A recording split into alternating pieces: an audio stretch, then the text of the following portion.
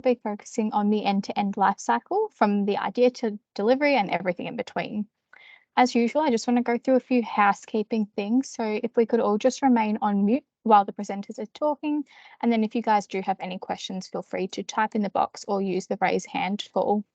The session will be recorded and sent out to you guys after, so if you do miss anything, we can always go back to that, and we'll have a chance to ask questions at the end. So now I'll hand over to Ryan and Mark, who are our presenters today. Over to you guys. Thank you very much, Gemma. Hello, everyone. Welcome to March. Okay, what we're going to do today, so you're familiar with myself, Ryan, and Mark is on the call with us as well. Between us, we are going to take you through this concept of a life cycle. Now, what we're going to talk about is based on a lot of questions we've had. We are going to talk about things that are from our experiences, and really the big lessons, because we've both been doing this for 20 years, it feels like 200, and this life cycle concept has actually come up quite a lot. So we're going to go through just some lessons we've learned along the way and try and impart some things for you to think about if you think about a life cycle. Okay, now, so there are questions. Now, we're not going to go through the questions in advance. I'm just showing you, if you see a question on the list, we have not forgotten about you.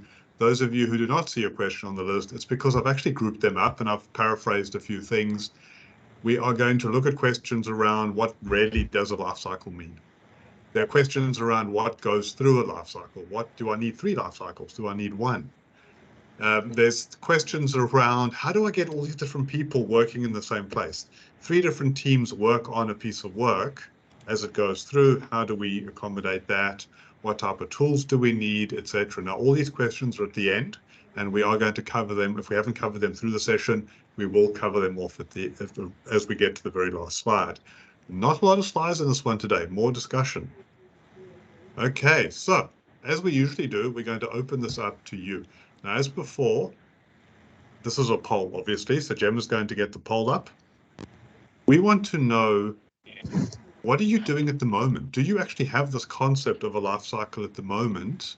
And are you managing work end to end, truly end to end? Now, it could be a bit unknown as to what end to end really means, but we're still getting into the session and we'll go through all of that. But for now, I want to see, just what you're doing at the moment. Also, as you're going through, if you have any questions, please feel free to put them into the chat. If you, Mark or one of the few Sensei people on the call, they will deal with that. We'll make sure we cover it off. If we can't, we will get back to you afterwards. Okay, so these are coming in. Yeah, Mark. Yeah, those are coming in, Ryan, which is really good. We've got over 20 responses, and unsurprisingly, the leader is really GATE for selecting work. And visibility of our processes, of course, followed by, well, actually, we don't have a focus on projects as we receive them. So these are the current flows on the polls, but yeah, clearly stage gate approval processes, which, unsurprisingly is sort of the first gate of visibility for life cycle. Yeah, absolutely. It is the expected thing. So probably good to hear that. Less so, if it's at 21% people dealing with projects as they come in, which is, not as many as I thought it would be, but it is a bit scary that, a lot of people are caught by surprise with these things. But we're going to talk about some ways we can actually deal with that. Okay, now, so what is the life cycle? Let's actually start here. Now, to an extent, it's a piece of string. And what I mean by that is I don't mean how long is a piece of string, although that's part of it.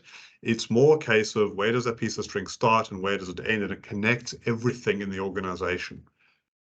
To us, a life cycle is the backbone running through the work of the organization. It's to that you attach processes and ways of getting visibility and governance along the way. So it really starts with strategy. To finding out where you're going. So we have a compass here pointing us in a direction. And this has to be figured out. And maybe this needs to be done every financial year, it gets retuned, or whatever your planning cycle is. So we do need to think about it. We don't just hopefully we don't just make it up on the go. Well, now if everyone has had the strategy communicated to them and they believe in that, people are starting to then come up with ideas of what work are we going to do to achieve those strategic goals. And it is here where it starts getting more traditional life cycles. People traditionally think of it, it starts coming into a funnel. So everything starts coming in, and now we start getting choices because we have to start selecting. We have to filter out, we have to select. But ideally, we want to do it in a strategic context. Now, as we are thinking about, okay, I've got thousands of pieces of potential work coming in, how am I going to deal with them? How am I going to select them? How am I going to filter them? We also, those people dealing with the strategy, need to not just do it as a once-off set and forget and hope you do something about it, but they should be defining out that strategy is broken down. A strategy cannot just be, we're going to make lots of money this year. We're going to be the best this year. It needs to be broken down into what are actual objectives, and those are broken down into key results that we can measure. This gives us the basis for the KPIs. Quite a few of you had questions around KPIs, so yes, we definitely need KPIs there. At the same time, people are dealing with benefits. So we don't want to, at the end of a project, think about the benefits. We want to start planning those out in advance. So we start setting up, part of the framework is the objectives, the key result, and the benefits get defined, and then the life cycle runs underneath that. So the work comes in, the ideas come in, we filter them, but these are high level, they're fluffy. It's the nature of an idea. I don't spend 3 months elaborating the idea. I just have an idea. You know, I want to encourage people to come up with ideas. So they put them in, we do filter them, but now we need to know more. We need to identify the detail. We need to start getting some certainty. I can't just say yes to your idea. I need you to think about a business case. And you may have different ways of dealing with a business case concept, so we'll just think of it as a concept. But it's all about, as time goes on, we understand more, we make it more certain, we reduce the risk. Then we come to a point of actually selecting. And there could be different mechanisms we use to actually select this out. But ideally, what we want to do is select in relation to our strategy, but in relation to something to measure. So it's got to be an objective measurement. And that, if you can make an objective measurement, you've got something to measure, or objective decision, you've got something to measure, and that should tie up to how we are dealing with our benefits or our objectives. So we are closing the loop on these things all the time. Then we come to, okay, we've selected it, great. We have here's a traditional project delivery life cycle. We need to think about how we're going to sequence it. But now we have to start thinking a bit more about what is the life cycle. So we're sort of into what a lot of people think is a traditional life cycle. It comes in, I deliver it. We're adding to that this whole piece on the front, from strategy, the idea, the business case.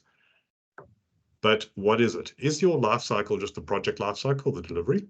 Is it a product life cycle? Do you have squads of people who are focusing, yes, it's work, but to do with a product or a particular area? Is it really a financial focus around the benefit? Is it just around the first piece, around the idea, and once the idea is approved, we forget about it? So we do need to think about the actual meaning, and this may mean something different to all of you as to what the life cycle actually is. Ultimately, did it bear fruit? Do we have benefits? We loop back to the top, and the loop continues. It never ends. It's a life cycle. The life never ends in this case. Okay, now, so some context over there. Something we get asked about a lot is, okay, we've thought about the life cycle. This is what we want our life cycle to be. We want all these stages. Then they say, but what about more than just projects? Can I put BAU in there? Can I put initiatives? We have another area dealing with high-level strategic initiatives. Can they go in? The answer is yes. It's about work. The life cycle needs to represent the work as it starts with, we need it from a strategy perspective, all the way through to we've delivered it, we have outputs, we have outcomes, and we have benefit coming off that. What we don't want to do is segment the organization into different types of work. There may be practical reasons to do that because that is how you are structured, but that's no reason why you can't bring it all together, roll it all up, and get the visibility across all of this. So yes, we can have more than anything that the organization is doing should be happening because there's a strategic goal. So we need to link to our strategic alignment, and ultimately we need to be able to report back. This could be an initiative that's not a project, but it's still worth a lot in terms of strategic value through to big projects, through to that team over there who just does BAU or operations. But if they weren't doing it, you'd lose the reason to exist. So yes, all of this can move through our life cycle. Now, as I said, it does to an extent. The life cycle depends on you and how you work and what's important to you, the nature of your organization. So we're going to go back to a poll here, and I want to know a little bit more about you. So what is this thing, this life cycle to you? Is it just about capturing ideas? I've got the idea in, and then someone will leave it at that. Is it the business case process, the more financial focus? Is it just projects and delivery of projects? Is it not quite projects, more of a product focus, or is it something else? Well, the polls are coming through nice and clear, Brian. Yeah. I think What project lifecycle, surprise, surprise, of course, is the clear winner here after 44 responses. Well, in the context of project management, that does make sense. But I think, as you said earlier, if you really boil it down, lifecycle management is the ability for us to determine what type of work do we want to elevate and manage with all of the constraints that we have, because let's face it, we can always have a whole bunch of work, but we do live in the world of financial constraints, of resource constraints, and of course also of time constraints. How can we elevate the work that we want to conduct? On one hand, selecting them, doing the right work, and then doing the work right once that work is selected. And I think that's where the project lifecycle is just, a very common approach of doing that. That's the reason why that's probably the winner here. Exactly. And what Marcus said is exactly right. And what he summed up there is the message we want to get across today. It's not just a delivery life cycle. It's all about how do we plan strategy all the way along. How do we actually understand this before we start delivering it? How do we select it? And then how do we ensure it bore fruit and close that loop and actually measure it? So it's that proof that you're going to be successful. Okay, now another question we get is, so we have a life cycle now, and we have decided where it starts and where it ends, and we've hopefully listened to what Mark just described there, and we're going to include more in our life cycle. But does it need to be a separate tool? So I get quite a few clients calling me up and saying, we've got this area, separate area that actually deals with the first part. They deal with ideas. We as the delivery area don't, and they are looking at another tool. Should this be in the same tool? Well, technically, yes, it can be in the same tool. But let's think about that. Should it be a separate process and should it be in the same tool? Well, one of the goals, the things we want here is visibility. We want the insights across everything. As Mark says, about elevating this up and being able to actually see it. To do that, you as a minimum need to integrate the process. So in a way, it becomes a single process, but it may be pieces may be dealt with by separate areas, which is perfectly okay. When we come to actually embed that process in a tool and digitize it, we start getting advantages from putting it in the same tool, because now that visibility becomes automatic. So and people can have different areas in the tool and not even realize there's someone else in the tool. So it's like a relay baton. You can hand it off to different people, but you're all running on the same track. Okay, you're all heading in the same direction, doing the same thing. And so we technically can separate you out. The reason we want to do this, we want to really digitize that process to get away from Excel, really. And we have a few Excel tragics on the call, I suspect. But sorry, we need to get away from that. We need to not have registers representing everything we do, but rather a process where people can come along and contribute individually or at their appropriate time in the process. The next person, as Mark passes the relay baton to me, I get this data. Look, there's all this data, all this thinking, everything's there. I can then elaborate it further and go on. What this really means is that work becomes a virtual concept. It's that it's not a project or a BAU or an operations work or initiative. It's just work. And the work can change its nature as we go through. So something like an Altus is not a sales session, as we normally don't try to do. Altus, our tool, gives us one tool from ideas, the business case, all the way through the governance, the stage gates, etc., and then elevates it all the way up and links it back to the strategy. We do it because, well, we've included that we have a very broad view of process, but the tool lets us do that. So you have benefit from being in one tool, and just because you're in one tool doesn't mean one area has power over the other area. So don't worry about that. You know, it's not a political control thing. Now, having said that, can it be done on a piece of paper? Sure. I mean, at the end of the day, we're talking about a business process flow. The tools enable us really to reduce administration ultimately, I think, and automate that. But really, the key, I think the key message here is really, when you boil it down, it's work. What type of work do we need to do in order to accomplish our strategy? Mapping that elevated work to the strategy, considering all of the different constraints that we have in place, and therefore then manage that appropriately. Exactly. One of the questions here from Simon is, I wonder if the delivery model, project initiatives, BAU, decision preferably based on set criteria, needs to be earlier in the process flow, maybe as part, of a rainbow selection in the strategic context. I'm going to answer that, and I'm going to give an example. So when I created these slides, I've done it from the perspective of my experience largely, but not, well, we talk to people at Sensei about this all the time, our clients, but I've done this out in your world, essentially, been PMO manager in a few companies before Sensei. And one of the things, Simon, we did was exactly at this point, an idea would come in. What we would do is about a rhythm. Every week, all these ideas would come in. We set a single funnel up, and that just setting the funnel up, everyone knew where to take something. That reduced a lot of noise. What we then did was we had representatives of the different area, because in our case, we had traditional projects that I was dealing with.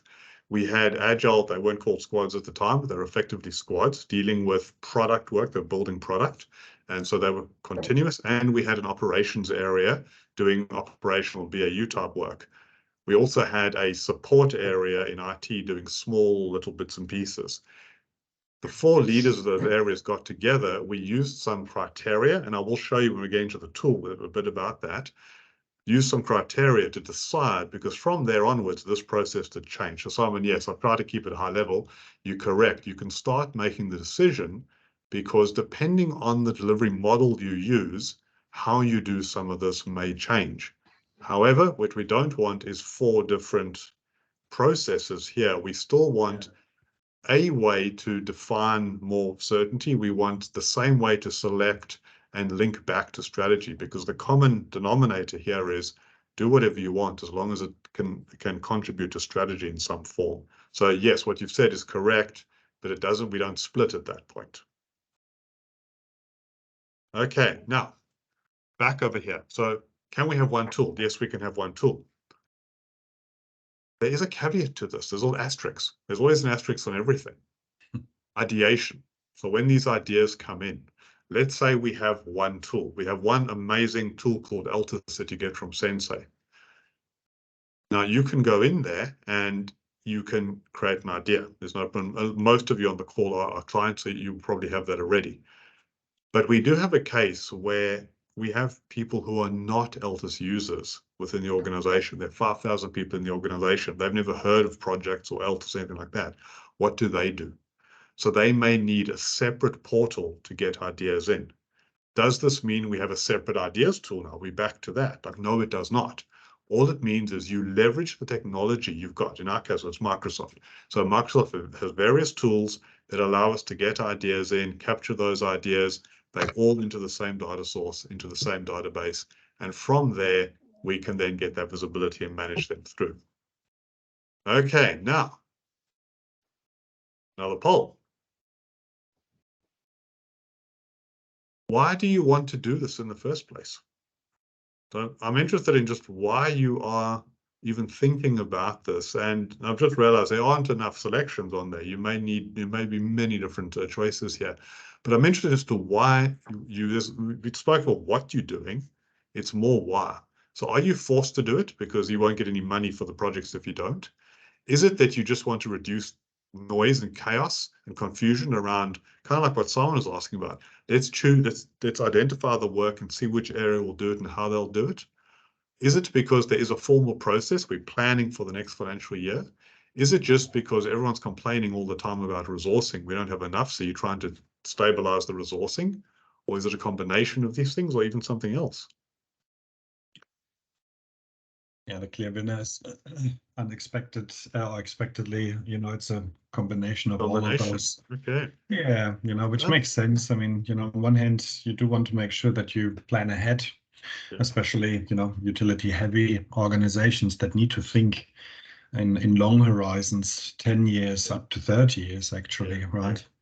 And I was actually expecting that to be the leader, to tell the truth. I thought it would be finances making us do this, and that's why we do it, which again shows that people are thinking about a lot of things. It's great. Okay, now, so some other reasons why people may be wanting to think about an end-to-end life cycle. It's visibility. It's having that one reporting entity around all of this is an obvious one. It's the insights and the impact into work. So work is coming in. What's it going to do to us? This is very much from an Altus perspective. What we think about is, can we predict the impact over here? There is resourcing, as a lot of you have come up with, smoothing out that supply and demand. So it's not just, usually you've got this big bubble of work, the wave coming in, and you're always pushing a bow wave. It's also, when we've spoken to clients about it, about managing expectations. So not so much we're following a process or we're creating a report, do I need resources or not? But it's about managing the expectation of, yep, we can get this done or we cannot get this done. Or maybe you shouldn't be asking for this because it doesn't stack up. The evidence doesn't stack up once we get through that business case process, and therefore don't expect it, because strategically we can see it's not really going to contribute. And that is linked to helping people go back to support that strategic argument around you should be defining strategy up front. It's also a way to identify the amount of work and handle the volume coming through, so people can be aware of how much. We have quite a few clients who are doing this more so they can prove to management they've got too much work going on.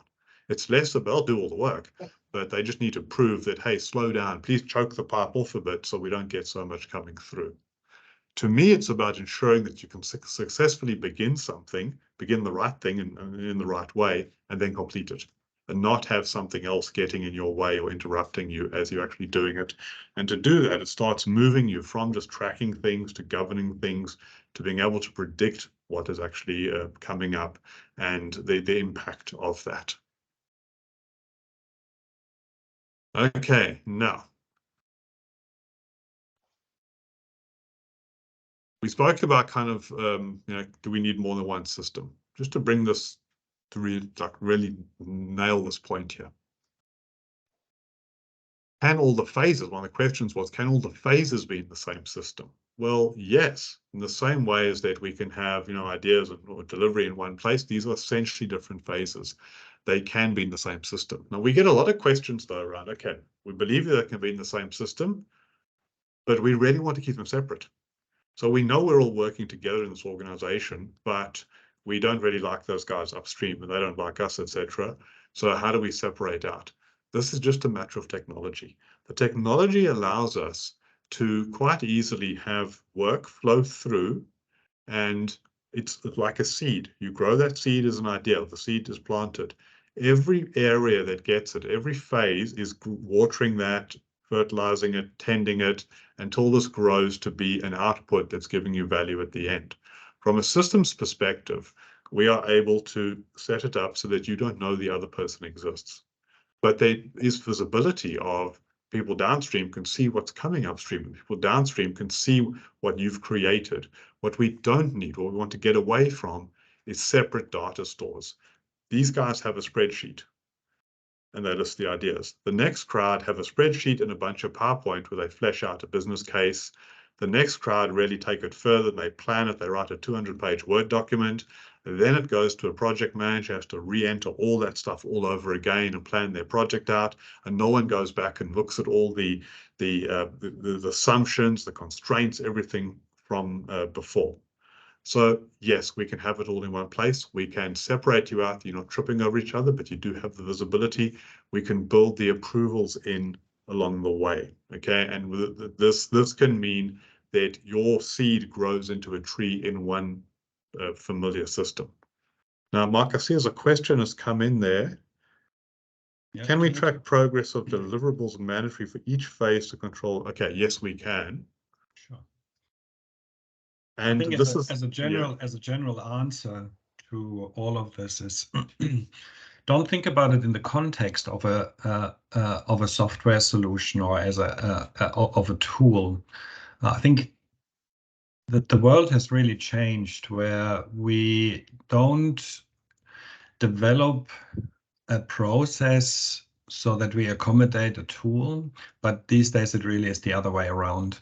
Make sure that you understand what type of business process you need, what kind of process flow you require in order to go through that project lifecycle, and then apply that business process to the digital solution. And I think that's really the big change from, I'm going to call it, cynically speaking, the 90s to the cloud world, where we these days really understand that it is actually the business process that needs to be consistent on one hand, but at the same time needs to be agile enough to improve on a continuous basis.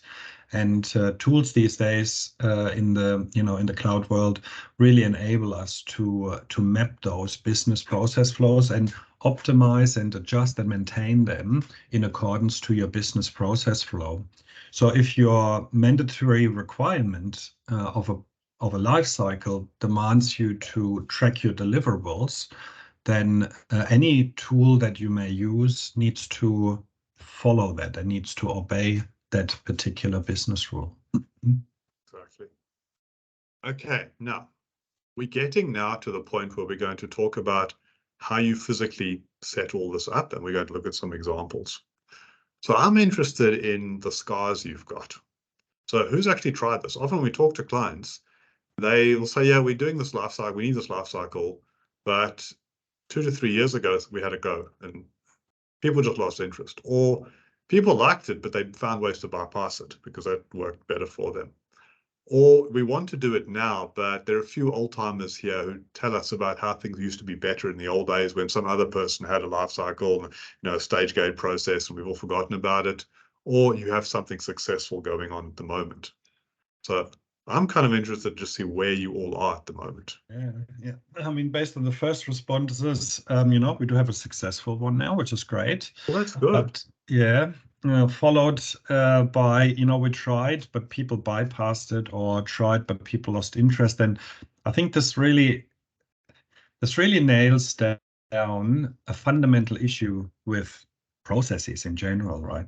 I mean, human nature is that if we can get around a process, we will. So introducing a process or documenting a process is just simply not enough. The governance of those processes need to be upheld. And I think that's really important. That's why, for example, it works in the finance world, right?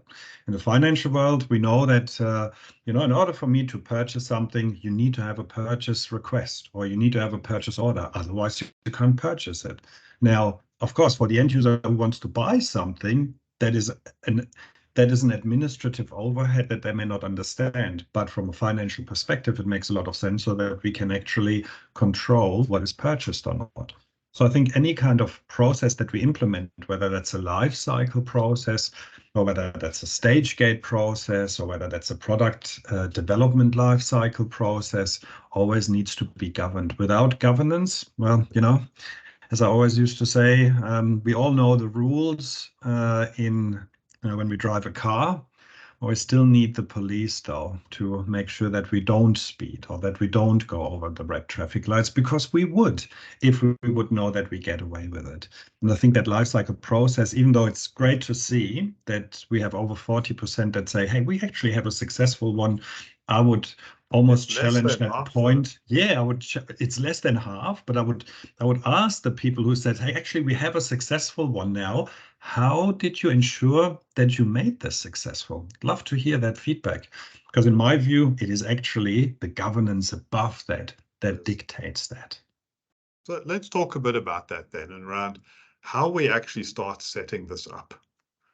So we've had to think about, what should you do if you need to do this? And it looks like, 60% of you need to think about something here. Well, first really is to get everyone lined up. So think about, what is your life cycle? So is it a product one, an idea one, a project one, etc.?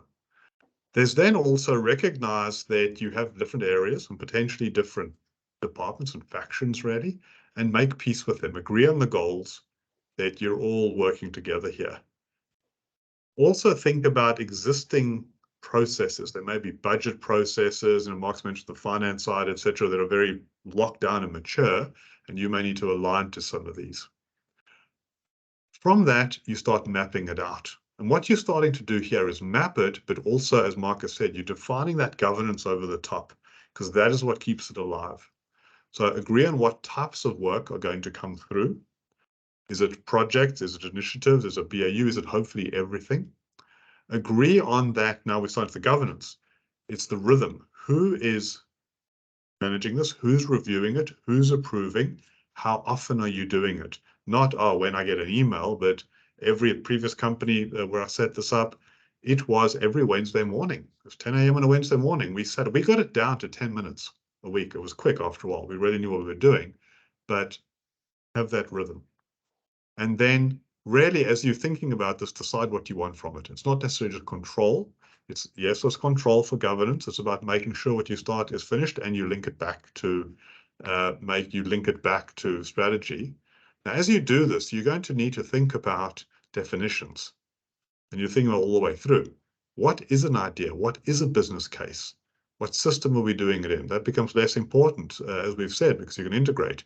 But this concept of what is an idea and what is a business case, and to you, that turns into a huge discussion most of the time, because everyone has either nothing or their own view or their own template, and you've got to standardize that. But what we don't want is to standardize the document. What we want to do is focus on the process, the business case process or the idea process. The Word document just gets spat out by the process. People tend to think of it the other way around.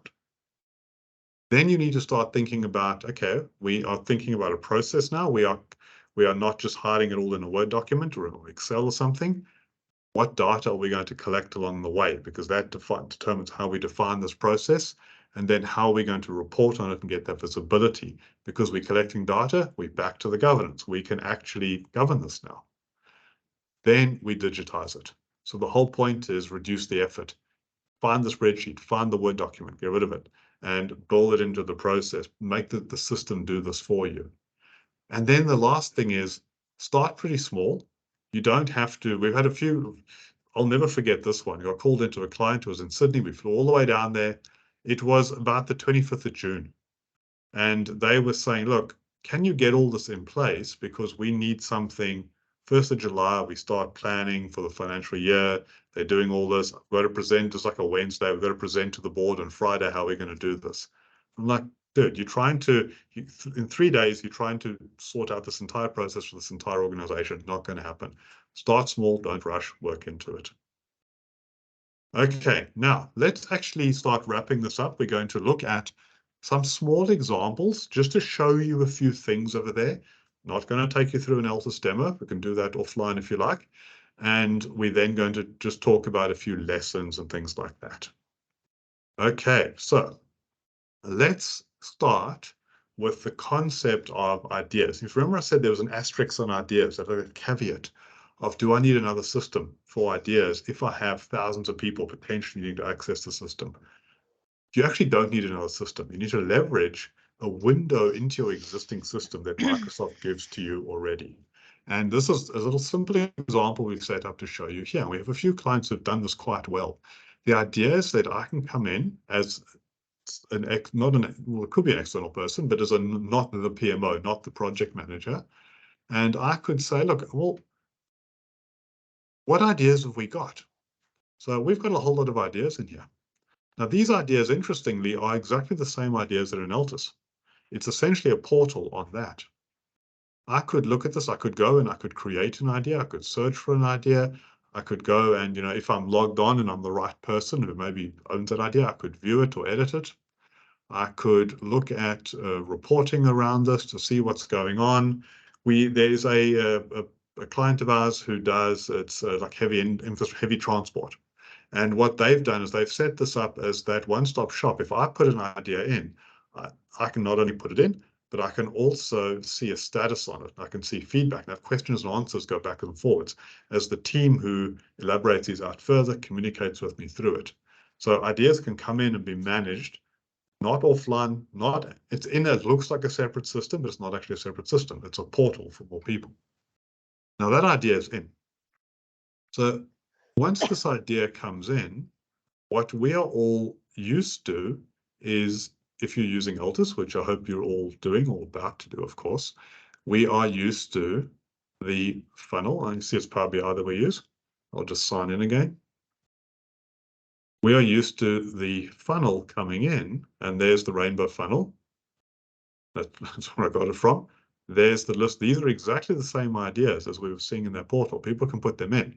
Now, from here, someone can go in and give some basic scoring on this, some high-level sort of information around what we're actually doing, what's it linked to, how we're going to score that, and they can follow it through these gates. So people are asking about, can we have the gates and the approvals along the way? Yes, we can. And where this goes is to this idea of, we need to now think about, an idea comes in, we need a business case, we want to create a pre-project view to not just have a project lifecycle. So we can now have a business case coming in. So that idea could be scored up size, it can flow in and we can have our business cases. So back to the question of, can we have all this in one place? Yes, we can, because we can have different processes and different streams through the tool. So if I go and look at our business case, we go into this, we need to, if you remember Mark said at the beginning, it was about identifying all these different aspects and what do we need to think about? Well, we've got, some idea around it. We have some high level key dates, which I have gone into the wrong example. Okay, I had one set up with all my data in, which I've gone into the wrong one. So I'm just going to back out and go into the right one, which is our AR one. And we are having an AR webinar built on the one we had last year in April. May, we'll be doing another one. So there's an example around that. So the process can continue. So what we're able to do is have you done this along the way? Do not pass go unless you've done it. Along the way, we are defining out, what are our big picture dates, starting to plan. We're starting to think about what's this going to cost? So we want to start forecasting that. We want to start thinking about the resourcing long before it becomes a project. So we're thinking about those roles, those generics that we're going to need. This is really interesting. It is. If you could They're mute talking yourself, about how Laura. the new Altus tool, which was previous. Hey, Laura. I Sorry. personally will give you a call because you're right. This is absolutely interesting. I would love to go through it with you in more detail. But if you could just mute yourself for now, thanks. Okay, now, one of the things that happens is you're building up your business case. What happens next? What we don't want is, here's a business case. We can generate off this a Word document with your business case in it, and then you can give it to your cat because the project manager goes ahead and does what they're going to do anyway. Well, we don't want that. We actually want to go through and think about all that information you've entered. Let's bring it together. Let's ask you further questions and create a sizing for you.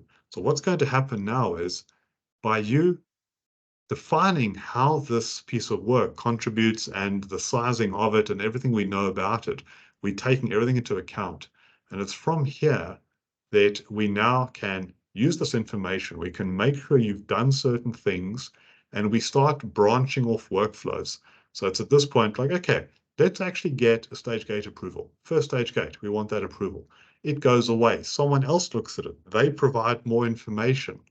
And they then continue and they fill the rest in and they run the next workflow. And so the baton is passed as we go forward. Okay, so everyone, different people working on the same process, but it's a very long process, not having different views of it along the way.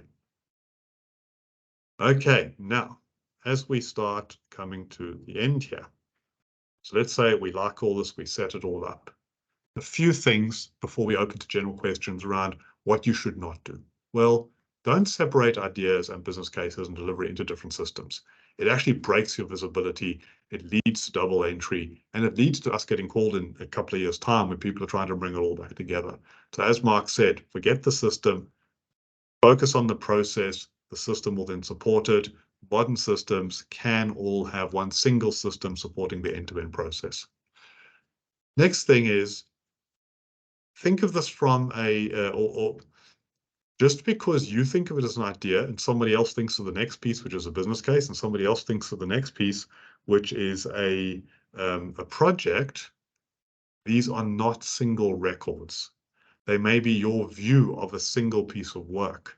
So don't break it up along the way and create different documents along the way.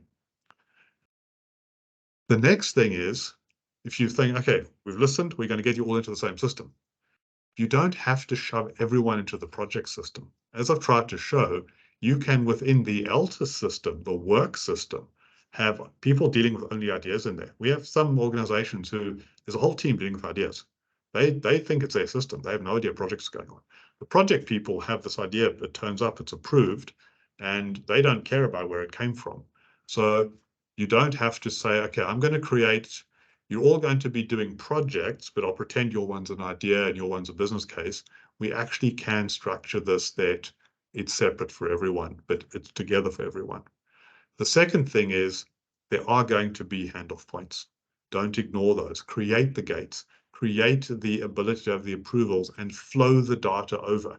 If data is entered once, it must surface wherever it's needed. So I don't have to double handle all the way down.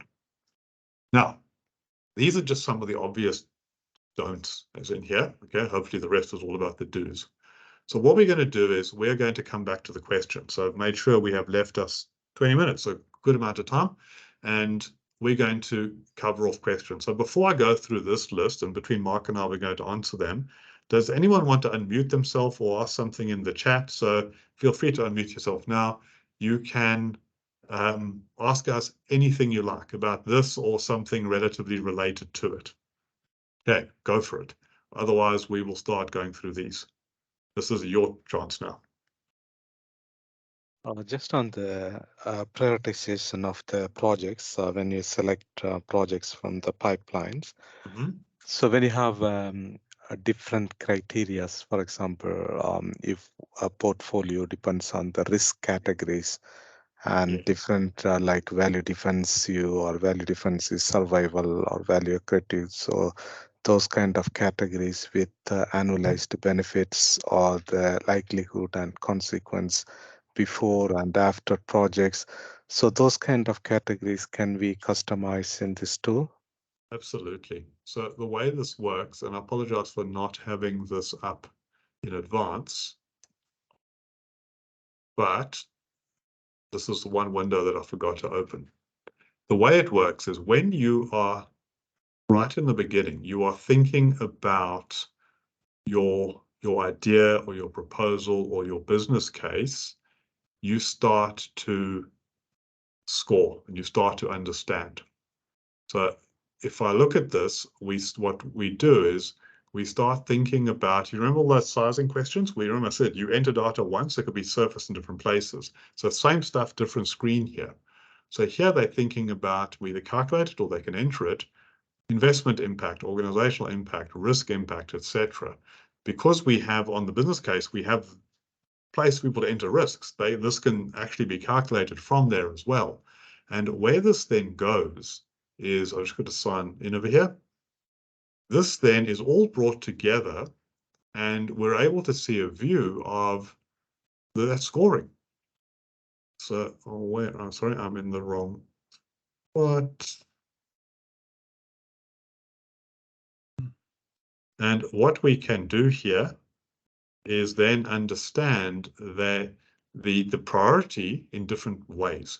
We calculate a priority, and to directly answer your question, the way we as Sensei do this, when Altus do it, We don't have this as a hard-coded, like some of you have asked questions about the old Microsoft system. So Project Online and Project Server before it had a prioritization approach in it, and you could not change that.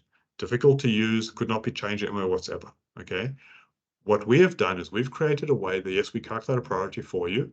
We also take into account different measures, really, because you may all think of priorities in different ways, including things like traditional ROIs and benefits, etc. Some of those things you've mentioned, but it's done in a way that's configurable because it has to. The whole point is you have a process, the system supports your process, not here is the tool and you will have to bend to fit this tool.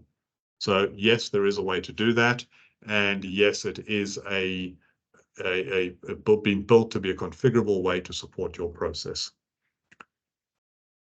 Okay, any other questions? Yeah, I just sorry to interrupt. So is there any maximum limit for the categories we can input on the system? Like if we got, for example, we are using a prioritization tool, which is having quite large number of criteria and large number of, set of values and the weightages. So it's a bit complex in the Excel spreadsheet. So how that can be managed through your system? If you can do it in a spreadsheet, maybe we can definitely do it. Yeah, maybe just to elaborate on that, Vinod. Again, it's actually the business process that determines how you want to set this up. I think as Ryan quite rightly outlined, prioritization means something else to every organization. And you've just made that point that you have a very complex prioritization capability that you calculated in Excel, for example, so that that these prioritization areas can be captured. So from our point of view, we want to make sure that the business process that you have when it comes to prioritization is firm and is well understood in the organization. And as long as that's the case, we can definitely apply that process to the technology. If you can do it in Excel, you definitely can do it in Power Apps. Is actually the technology behind it here. Far more powerful, yeah. But you know what? It's not about powerful. It's actually about ensuring that you, especially in the prioritization space, ensuring that people who maintain the information understand what the impact of that is. And the more complex, and I'm sure you appreciate that, the more complex a prioritization process is, the more education you need to have to the users so that they know what kind of impact these measurements have. In our experience, most organizations prefer to take a pragmatic approach and really try to prioritize that based on certain key pillars of what's my organizational impact if I select this piece of work, what's the organizational risk, what's the strategic alignment, and what's the investment effort in terms of finance and resources. They're sort of the key pillars, no matter what kind of prioritization you use. And then, of course, every underlying calculation behind that is possible. Maybe it does make sense that we show you that in a little bit more detail offline. Okay. A couple of other questions have come through around the portal. We'll come back to you on the portal, but okay, first one is, did we integrate ideas and Power Apps? The entire system, including the ideas, is built with Power Apps. So it's a Power Platform-based solution. But the idea, the portal is using another Microsoft tool that is also part of that overall suite. Siobhan has asked around, can anyone enter an idea into the portal? Do they need to be an Altus user? Anyone, there is complexity around this. You do not have to be an Altus user. That's the point to doing it. Yeah, so the external system is exactly for that, Dennis. Harvey, because we have lots of let's say government and local councils that want to have ideas from their constituents. So therefore, you do have the ability to enter that. I think the key here really is, where does that data flow into a centralized, capable digitization process, and that's what's possible there. Now, here's an interesting one. Suggest how often you would review the prioritization. Well, the easy answer is when things change. So with some organizations only look at it when they have, as part of their process, yearly or quarterly planning. But things do change. So Mike, I'm thinking that you actually want to do this fairly frequently because it gives you, it's an excuse to get an insight into what's going on and have things changed. And honestly, it is actually, there is no golden rule for this. This is very, very industry specific. So prioritization in the utility space, for example, needs to happen every 5 years because of the reset period that they need to submit to the government. But then on the other hand, you have financial institutions that need to act onto the market of interest rates or of global financial crisis, which America seem to move back into that. So therefore, we have seen prioritization models being run every month, to every 3 months, to every year, to every 5 years. So it very much depends on the industry. I think the ultimate purpose of prioritization, again, is to ensure that you do the right work at the right time. If you have the feeling that that's not the case anymore, that's the point in time where you may want to rerun those prioritization concepts.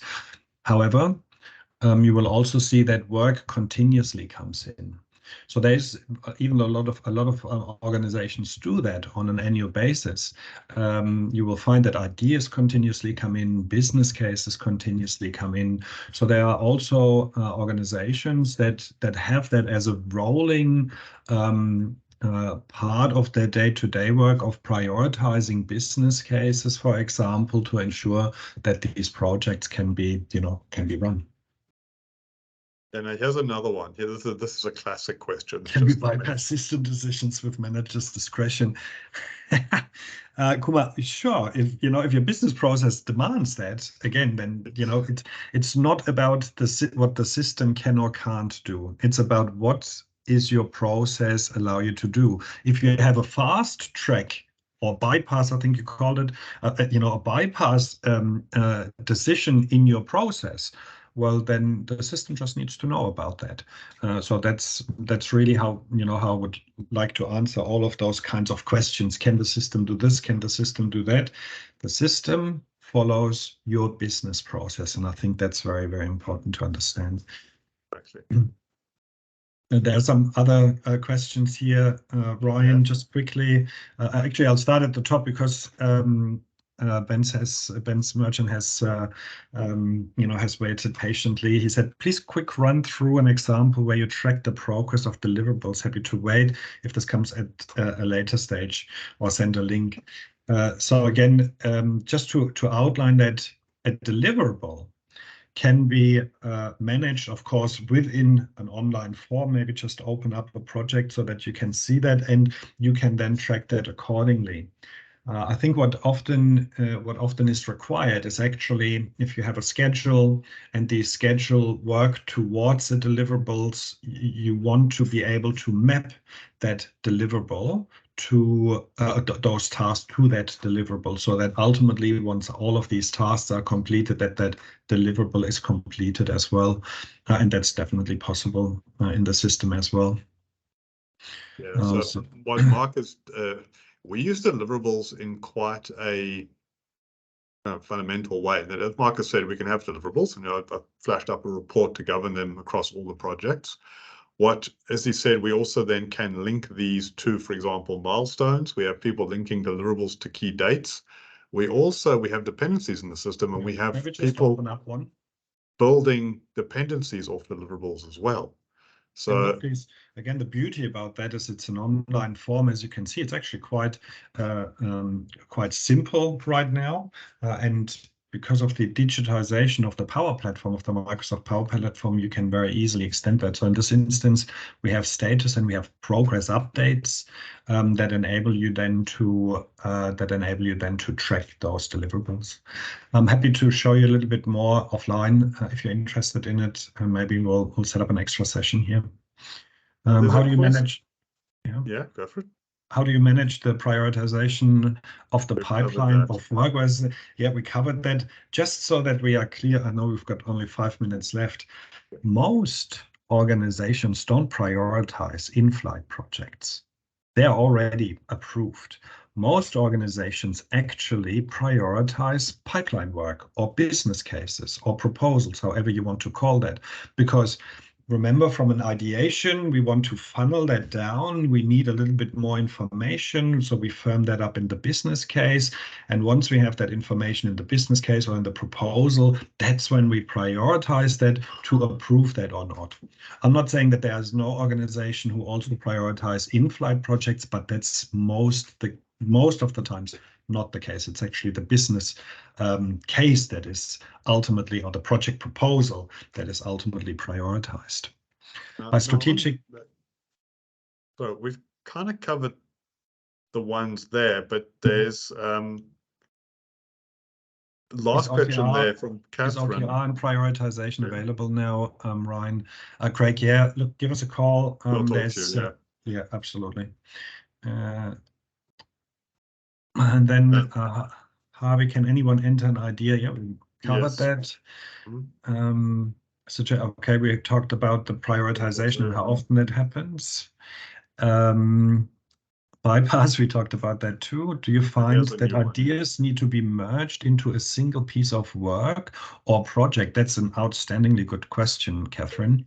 So yes, is the short answer. Actually, it also happens that business cases get merged into a project. Because if you think about it, often ideas come from a whole different range of areas. By having that governance above, you will find that merging ideas into a single business case, or even merging business cases into one single project because they have continuous interest of it, is a very, very common approach. So yeah, absolutely. Can we integrate with SAP? Yes, we can. Someone asked that? Yeah, of course. Yeah. Thanks, Tim, for the feedback. Carla, can an approved project proposal be the same as the project charter? Well, Dennis, you tell me, right? Again, I'll just translate that back to the business process. So, sure, an approved project proposal. Well, if you think about it, right, the project charter outlines how we are going to manage that project. Well, in the business. In a business case, we need to outline that already. It is a natural progression that the information of a business case flows into the project. And that's actually where we quite often see the issue, where a business case is managed in a Word document, is put into a pile, and then gets approved. And then 2 years later or 6 months later, a new project manager pulls out that business case and says, what the heck? How can I possibly deliver that? It happens all the way. So therefore, life cycle really starts with the business case, capturing the information that then flows into that project. That is super important to understand. So the short answer is, sure, of course, the project's charter or the proposed work is how are we going to execute that project, right? We prioritize in-flight project due to the introduction of higher priority needs. Yeah, Robert, that makes a lot of sense. And again, this is a prime example where the shift, like urgent minister or government requests, the shift of urgency or the shift of prioritization because of new governments, new situations, new outside situations very clearly outline that. And I see that especially in the government there, you put projects on hold halfway through because they have lost their prioritization context because the prioritization has shifted. It's very common. Thanks, very interesting. Sorry again for being a person forgot about to mute. No, Laura, we always like to hear feedback that says, that sounds very interesting. So that's a good thing. Yeah, we feel good with that. Yeah. Thanks. Tim, integration with Azure DevOps, yes, is part of it. Tim, give us a call. Yeah. Rebecca, thank you. Great presentation. That's your feedback to you, Mr. Ryan. Yeah. I'm conscious of time. We have 1 minute left. We have 1 minute left, so I think we'll kind of wrap it up then. Gemma, do you want to hand over to you and just talk about what's happening next? Those of you who have sent questions in or do send questions, we will, as we've done before, we'll get back to you. Yeah. Yeah, so the recording will be sent out either this afternoon or early tomorrow morning. So just keep an eye out for that. But yeah, if you guys do have any questions, always feel free to contact us. Yep. So next one coming up, next webinar is on change management. I don't mean like change control. I want more money in my project, but managing the change in people in organizations. In an organization. Whoa. Yeah. So that will be this coming will be an up interesting in April. one. Yeah. This will be interesting. Yes, that will be an interesting Thank you all very much. Aris, you got your hand up quickly? Oh, sorry, that was. Okay, that's right. That's okay, right. we Thanks, are out of time now. Thank you all very much for coming along. We will get back to you if those who sent questions in. Hope it was of use to you. And thank you. We will then see you next month. See you guys. Thank you. Thanks, Bye. Robert.